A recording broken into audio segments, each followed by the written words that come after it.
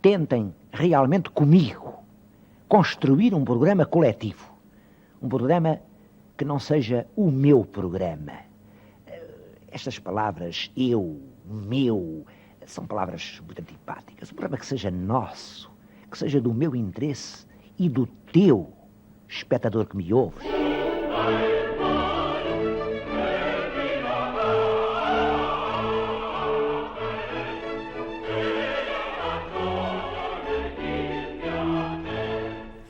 Eu sou um velho falador.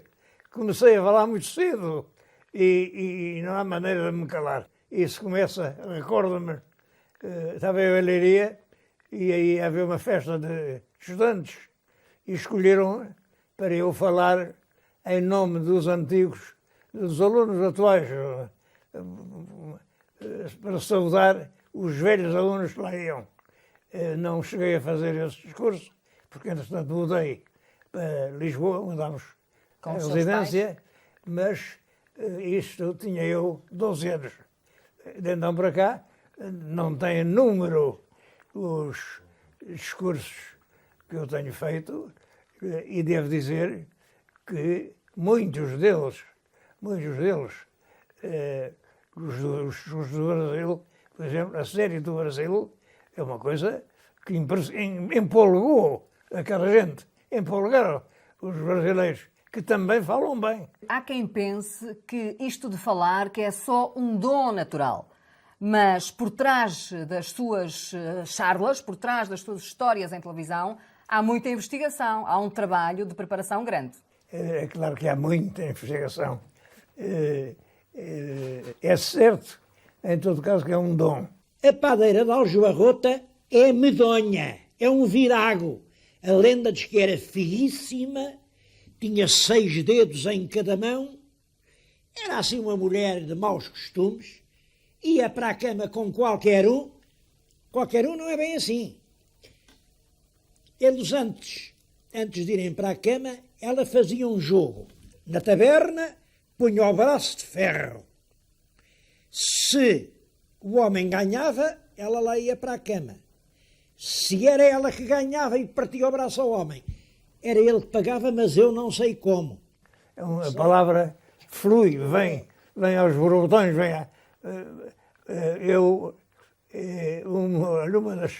uma das coisas que tenho vaidade a recordar é que um dia fiz um discurso na Assembleia Nacional em que esteve presente o chefe do governo, que era o Dr. Salazar. O Dr. Salazar impressionou-se muito e, à saída, disse para um dos organizadores, que era o Dr. Luís Filipe Pinto: pode dizer ao Saraiva que eu nunca tive pena de não ser um orador senão hoje.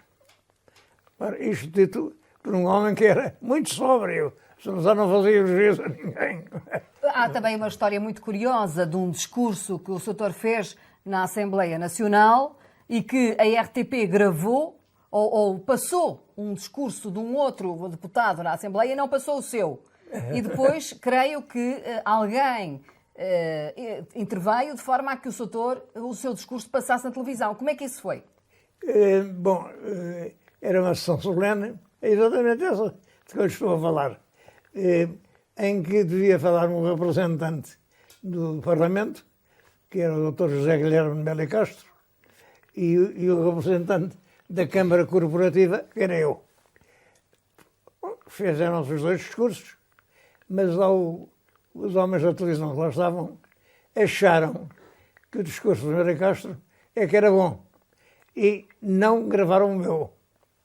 O doutor Salazar, que estava na sessão, ouviu os dois e achou o contrário.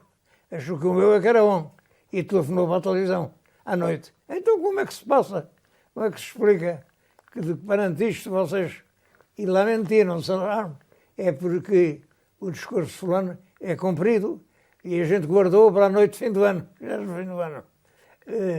E, portanto, na noite de fim do ano sai integralmente. Mas eles não o tinham gravado. Então tive que ir à noite, na sala completamente sozinha, repetir o discurso, sem palmas, sem aplausos, sem luzes, sem nada. Estas pessoas que vieram não vieram só para ouvir, vieram também para dizer.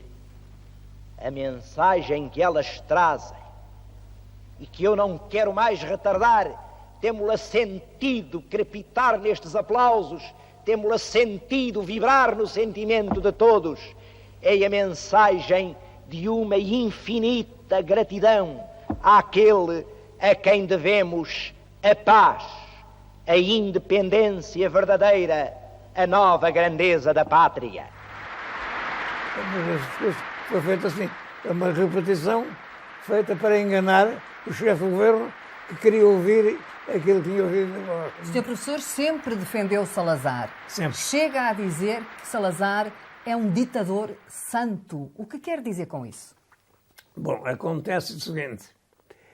Um ditador é geralmente um patife. Não conheço nenhum ditador que não tenha enriquecido, que não tenha feito vítimas. Não, é um patife.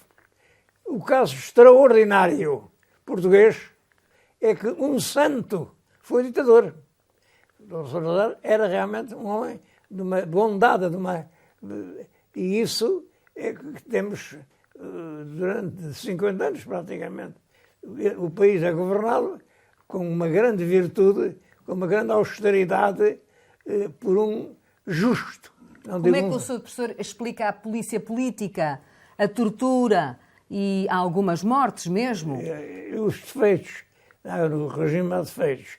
Creio que o grande defeito foi um excesso de regime policial desnecessário. Como sabe, eu passei pelo governo e vi que não se podia nomear ninguém para coisa nenhuma sem autorização da PIDE. E a PIDE dizia, não convém por nada. Eu como fui o primeiro, disse, mas vocês têm que explicar porquê. Não convém, porquê? Bem, a gente não dá explicações. Não obedeço a puras indicações assim, não. E passei a nomear, apesar do não convém. Isso foi um erro. Por exemplo, a esposa do Torga, do Miguel Torga, André Cabré Rocha. a PIDE não a deixaram nomear para nada. E eu mandei, mas porquê? Porquê? Não temos que dar explicações. Então, eu no meio. E ela voltou ao ensino, para mim é só minha. Ela foi expulsa do ensino superior público? Pois foi. Foi expulsa e depois voltou com a minha nomeação. Mas, enfim, de um modo geral, houve uma grande ação cultural. Recordo-me da Campanha Nacional de Educação de Adultos, CNEA. Eu passei pela Brasileira e estava lá o ministro a conversar com o meu sogro, que era o Dr. Amigos. E o ministro diz-me, então o que é que me diz da CNEA? Eu digo-lhe que não serve para nada. Porque ensinam as pessoas a ler. Mas a ler o quê? A verdade é que não há livros com preços que caibam no miserável orçamento de um trabalhador. Passados 8 dias, o ministro chamou-me. Olha, eu contei aquela nossa conversa ao Dr. Salazar e ele diz que você tem toda a razão. Porque o que é preciso não é que as pessoas saibam ler, é que as pessoas leiam. E para isso não há livros. E você, se quiser, tem aqui 10 mil contos, isto era já em setembro, 10 mil contos para editar livros populares. E assim nasceu a famosa coleção educativa, que chegou a publicar ao todo 2 milhões de livros, enfim, tudo menos política. Foi um grande êxito de divulgação cultural na altura, mas que depois do 25 de Abril foi banida. Como é que assistiu a essa destruição dessa obra? Calado, porque realmente não havia razão nenhuma para uma coisa dessas. Aliás, mais tarde, alguns desses livros foram refeitos, reeditados, sim. porque isso foi uma tolice. Eram coisas de história, eram coisas de artesanato, eram coisas de trabalho material, como se faz um móvel, como se faz uma casa, como se constrói um muro, era uma... Eu tenho aí a coleção toda. Aliás, nessa altura, houve muito erro. Essa época dos chamados saneamentos, em que milhares de pessoas foram expulsas dos seus lugares.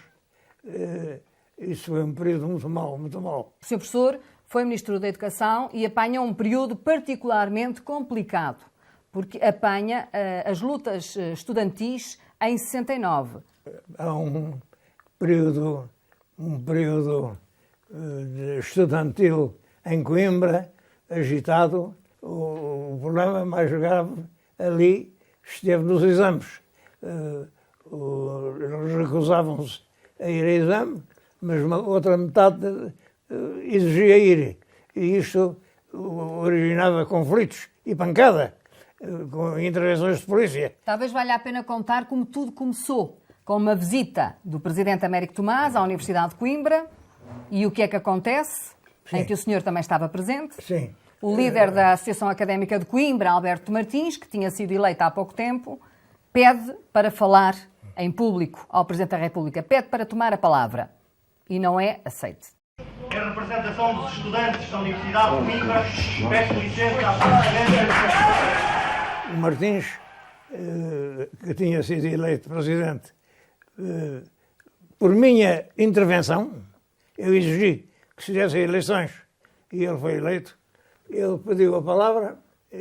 Não foi aceite? Não foi aceito. O chefe de Estado disse, bem, mas agora fala ao Sr. Ministro das Obras Públicas. Eles entenderam que este bem queria dizer que sim. Quando acaba o Ministro, o Presidente diz, está encerrada a sessão. E aí há um murmúrio de desacordo, de desaprovação, mas nada assim de grave, nada de grave. O Martins foi chamado à polícia para se identificar às 10 da manhã. A presidente da associação, que era uma rapariga das Caldas da Rainha, telefonou-me. Eu estava na guarda. Então eu mandei-o pôr imediatamente à liberdade. Portanto, ele esteve detido 1 hora ou 2. Mas as manifestações continuaram dentro da universidade e a polícia ocupa a própria universidade. As manifestações recrudesceram com a suspensão, porque o Marcelo levou a suspender a direção da associação. E isso é que provocou uma série de revoltas, de ocupações. O Ministro do Interior queria mandar para Coimbra, o batalhão de intervenção, que é uma força militar da Polícia de Segurança Pública, para dar pancada. E que leva cães, e que tem cães, o que é perigosíssimo. Os cães assolados contra os estudantes, é claro. Bom, e eu consegui, do Marcelo, não mande hoje, eu faço um discurso. E com o discurso eu vou conseguir mais do que com a polícia. A nação não pode compreender que a circunstância de se frequentar a universidade, isente de deveres e de responsabilidades que estão nas leis e, portanto, são de todos e que deveriam estar nas consciências de todos. Eu espero que este meu apelo seja ouvido. E assim foi. Em todo caso, a universidade fechou até aos exames. Este facto todo, este caso, levou à sua demissão, até porque há aqui um facto que também agrava a situação. Há um decreto de lei que vai incorporar todos estes estudantes revoltosos, digamos assim, nas fileiras militares e que são imediatamente enviados para o ultramar. Eu já ouvi falar nisso. Tenho mesmo uma carta de um estudante que se queixa disso, mas devo dizer que eu ignorava completamente isso. Era contra tudo o que eu pensava, porque ir para a tropa não é um castigo, pelo contrário, é uma distinção. Eu sou oficial miliciano. Quem é que pode ter decidido em seu nome, Sr. Professor? O Presidente do Conselho, Marcelo Caetano? Não sei. O Dr. Marcelo era um homem hábil. Acredito mais no meu sucessor, era o Dr. Veiga Simão. Acredito mais nisso. Marcelo era um homem prudente, que, enfim, sabia os perigos das coisas, não era um gênio, não tinha aquela capacidade de encarar a totalidade dos factos políticos, não tinha, que o Salazar tinha, e ele não tinha. E isso, como sabe, ele provocou o 25 de Abril. Foi ele quem provocou o 25 de Abril. Os factos mal conhecidos são estes. Recebemos a intimação americana de dar uma solução no programa ultramarino sob pena de uma intervenção militar patrocinada pelos Estados Unidos. Não era possível fazer nada porque o Presidente da República, José Tomás, se opunha completamente. Então, o Dr. Marcelo julgou que a solução era um golpinho em que se livrasse daquele Presidente da República. Esse golpinho é o das Caldas. 16 de março. O Alexandre Tomás seria substituído pelo João Spínola. Outros elementos entraram e quando se dá a revolta já não é nada do que o Marcelo tinha pensado. É uma revolta de esquerda contra o que ele tinha pensado. E isso origina uma revolução que teve por principais consequências a alienação sem contrapartida alguma do ultramar. Mas o Marcelo acaba por ser enrolado na própria teia que estava a tecer. Exatamente. Ele perguntou que revolução é esta. Ele perguntou, mas que revolução é esta? Vamos voltar a 69. Nessa altura, o senhor depois sai do governo na sequência da crise académica e volta à universidade, ao Instituto de Ciências Sociais, e tem o primeiro programa de televisão, O Tempo e a Alma.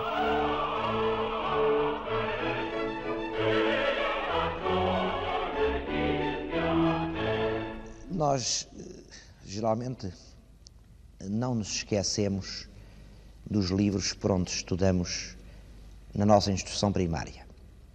Recordo-me perfeitamente de que saio do governo, vamos a um jantar ali na Serra de Monsanto, na coisa da aviação, e eu queixei-me ao Dr. César Moreira Batista, que era o ministro responsável pela televisão, que a televisão só davam programas mal, futebol, fado. Não. Bom, e ele diz-me, a gente faz um programa um bocadinho mais sério, a malta desanima, desliga, então vamos fazer uma aposta. Eu faço um programa, faço 6 programas, e vocês vão ver, e fiz então O Tempo e a Alma. Pois vou tentar hoje, precisamente, fazer uma experiência, um programa que de certo modo se pode considerar erudito, visto que se vai basear quase completamente num texto clássico, e vamos ver se efetivamente, pelas respostas dos meus outros prezados ouvintes, este tipo de programa tem viabilidade. Teve um êxito extraordinário. Isso continuou, mas o Dr. Marcelo Caetano achou que eram perigosos, eram politicamente mobilizadores. O Sr. Professor está a dizer que Marcelo Caetano não terá gostado do êxito dos seus programas? Toda a gente me disse isso. Eu não sei. Ele tinha um programa de televisão na altura, As Conversas em Família, também. Mas ele lia o papel. No nosso país, neste problema universal, reveste aspectos particulares. Ele não tinha... Tinha teleponto. Não tinha... A que é que acha que se deve o seu êxito na televisão?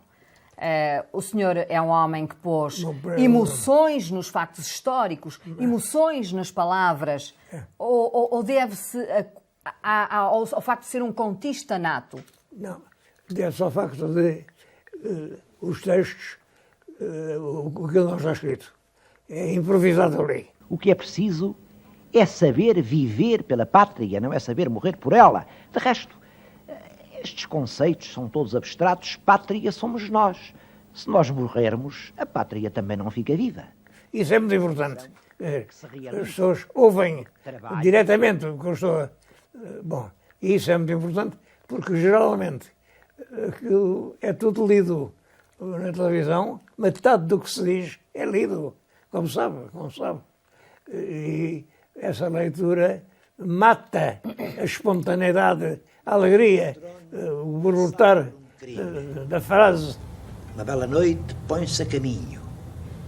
Entra em Coimbra, chega aqui de madrugada, passou por estes caminhos e começava o sol a clarear quando ele parou diante do paço onde vivia a mulher. Mas os seus críticos também dizem que o facto de ser de improviso que leva a que o Sr. Professor muitas vezes possa acrescentar um ponto ou possa pôr uma emoção mais exacerbada. E tem tido detratores também, sobretudo dentro da história, da ciência histórica, sobre a sua forma de apresentar e divulgar a história na televisão. Pois tem, porque em muitos casos apresenta versões completamente diferentes daquilo que se costuma contar. Era aqui por esta grade que ela lhe fazia acenos ansiosos. Ele à noite, não se sabe como, mas lá se introduzia no convento e só saía ao clarear da manhã, deixando na feirinha saudades e ansiedades que ela desafogava por escrito.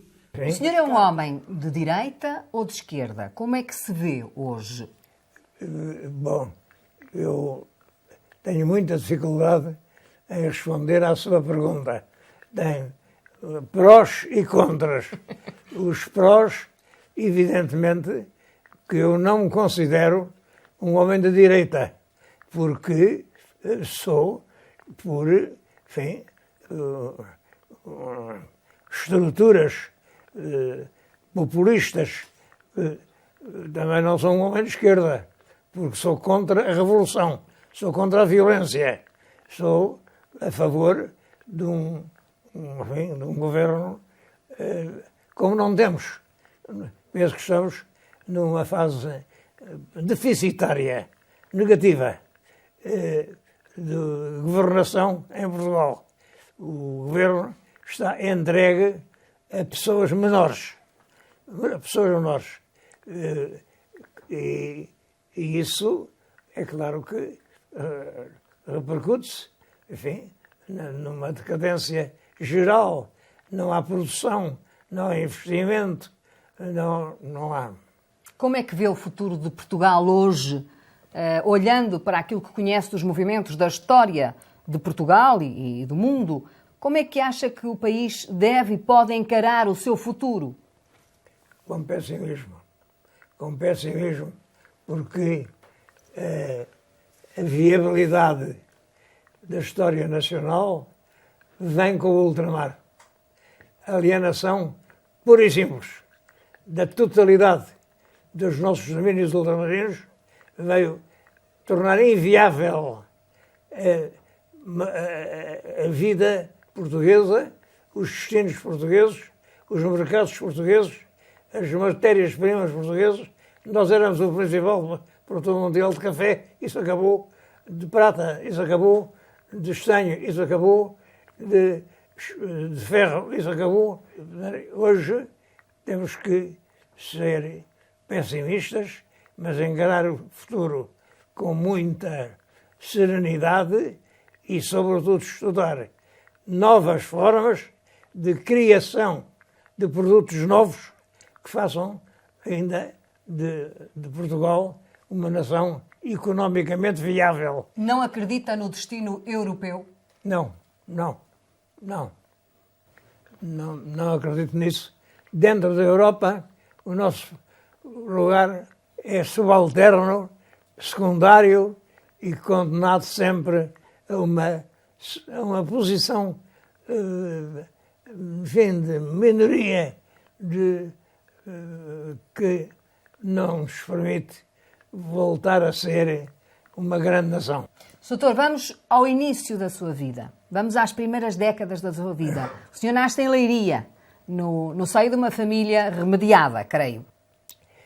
A primeira década, eu, até aos 10 anos, recordo-me, vivia em Leiria, muito ligado ao meu irmão António. Eu e o António éramos dois corpos numa só alma.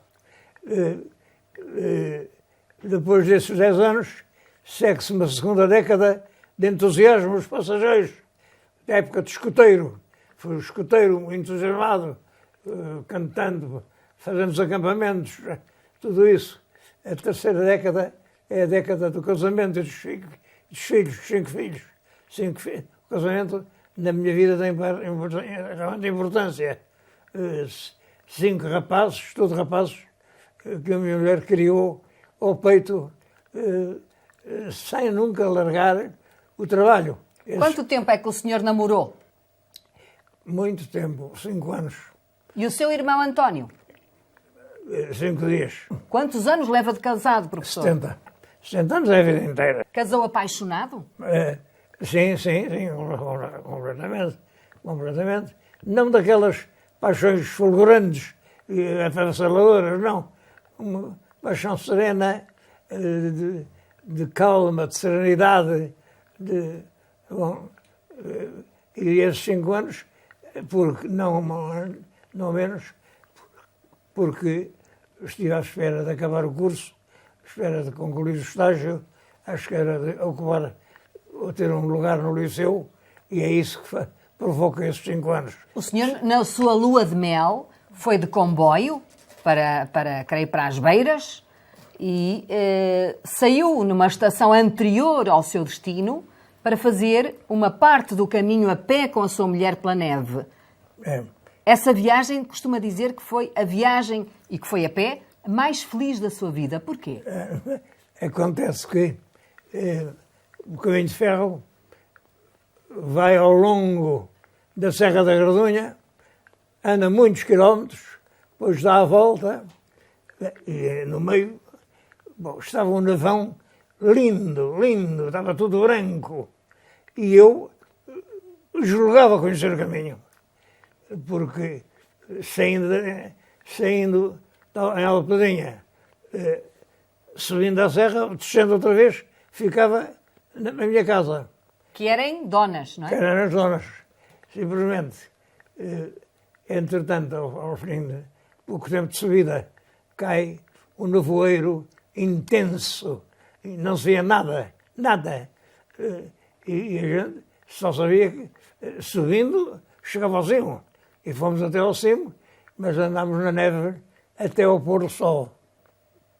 Muito bonito, porque a gente rebolava, a neve era tanta, a gente podia rebolar pelas ladeiras. Foi um passeio inesquecível.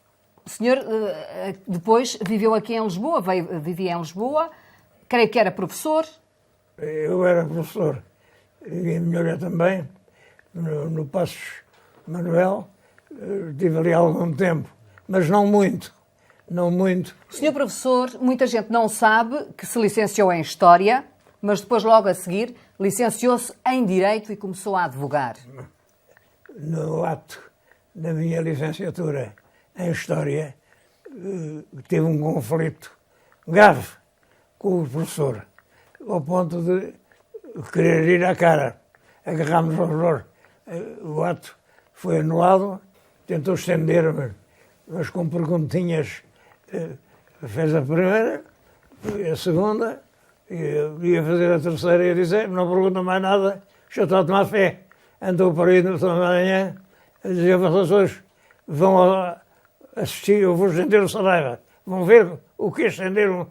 Bom, eu pedi a declaração desses estudantes, está lá abaixo da secretaria, e vou exigir um inquérito. Porquê é que acha que ele queria estender o Saraiva?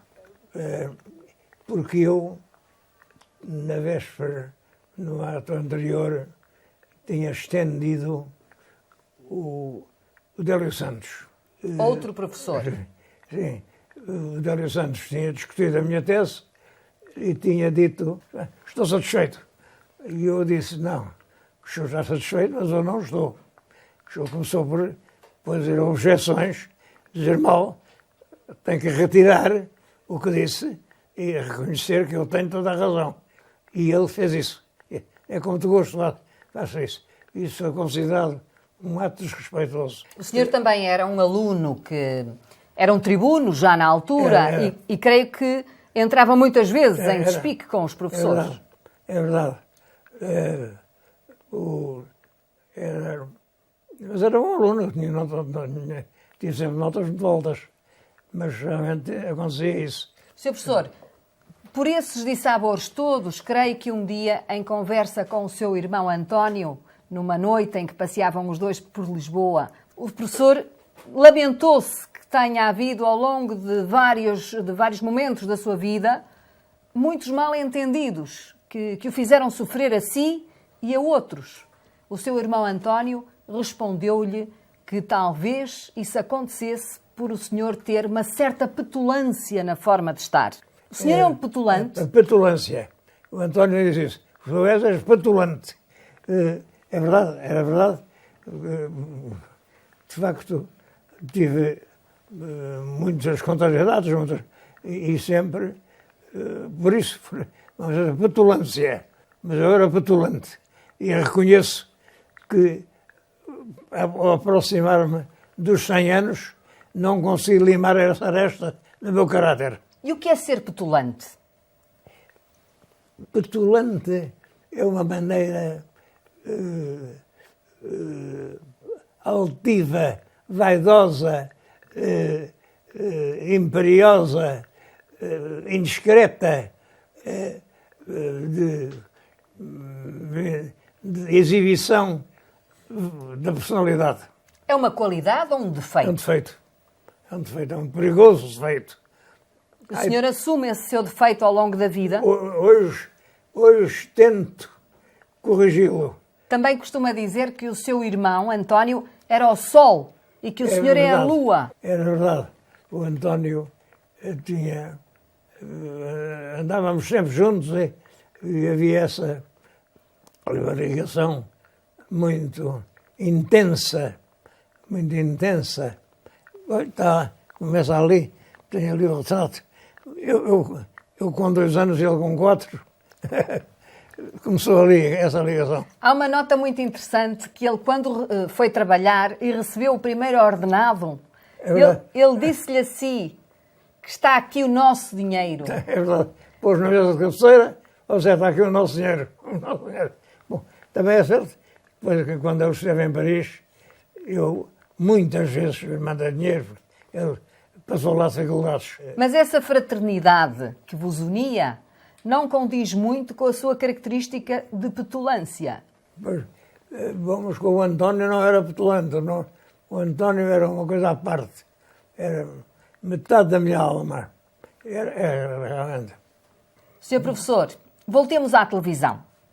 Com os vários programas que fez, tornou-se uma das figuras mais carismáticas de sempre da televisão em Portugal e tornou-se um ícone de comunicação na televisão portuguesa. Deixou uma única filha legítima, a princesa Dona Beatriz, e, obviamente, rei morto, rei posto, morreu o rei Dom Fernando é aclamada Dona Beatriz. Tudo certo. Só que havia uma questão. A televisão é realmente fascinante, é um meio fascinante.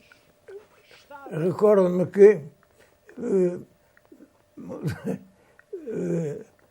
um dia fiz um programa no Liceu Paço Manuel e eu, explicando à Presidente do Conselho Diretivo o que é que se tinha feito, falei. Quando acabou de falar, o realizador disse: acabem lá com essa merda que eu quero começar. O senhor professor teve sempre liberdade para trabalhar na televisão? Tive sempre. Não queixo de nada. Não queixo de nada. Foram muito importantes os seus amigos ao longo da sua vida? Esse amigo, o Armando. Armando Paulo. O Armando, a certa altura, fez no pé, uma feridinha num pé, infectou. Ele desmazelou-se e aquilo infectou e fez teve que ir a Lisboa cortar a perna.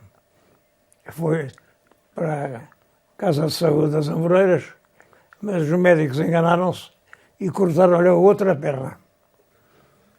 De maneira que depois tiveram que cortar a primeira e ele ficou sem pernas. Nunca mais saiu de casa, claro, e morreu com um ataque de miocárdio. O senhor também tem sido um homem que tem mantido muita coerência ao longo da sua vida, como já aqui testemunhou nesta conversa. De qualquer forma, é uma vida bastante longa. Alguma vez pensou que ia viver tanto? Não, nunca pensei e penso mesmo que devia haver uma lei que proibisse. Porquê? Porquê? Porque a partir dos 70 tudo é penoso, tudo é difícil. O sono já não é uma benção, o sono dói. De maneira que, a partir dos 90, tudo é trabalhador, realmente. E eu sinto muito isso. Mas gosta de viver ainda hoje, apesar do trabalhador? Entre estar fora ou dentro de uma urna, prefiro estar fora. O que é que o anima hoje para viver? Olha, gosto muito da família, desta casa que eu fiz. Eu é que sou o desenhador e o arquiteto desta casa. Inteiramente, peça a peça, é feita por mim. Tenho uma biblioteca enorme, com 31 volumes, com as encadernações. Os livros estão já quase todos encadernados. E viajou muito. E viajei. Viagens. Quantos cruzeiros fez? Não tenho conto. Todos os anos a gente ia num cruzeiro. Qual é o seu destino preferido? Fundamentalmente a Grécia. A Grécia. A Grécia é um sítio fascinante. Fascinante. Quando nos casamos, eu fiz o presépio, o primeiro presépio, e depois, em cada ano, ia acrescentando um certo número de figuras. Isto ao fim de 70 anos, com calcula, dá milhares de figuras de presépio que não há em Portugal. E então eu ia a Nápoles todos os natais. Todos os natais. Quais foram os momentos mais felizes da sua vida? É difícil dizer. É difícil dizer. Quando os seus filhos eram pequenos? Sim, sim. Esses passeios com eles eram um encanto. E eram pequeninos, em escadinha, eram todos bonitos. Agora não. Em novos eram muito bonitos. O senhor professor já nos disse que a partir dos 70 devia ser proibido viver. Tem medo da morte? Ou aceita a morte? Não. Juro que não dói. Juro que não dói. É um adormecer. A pessoa adormece. Apenas. Eu vi morrer o meu irmão António. Tomou a palavra e disse: meus senhores, e morreu.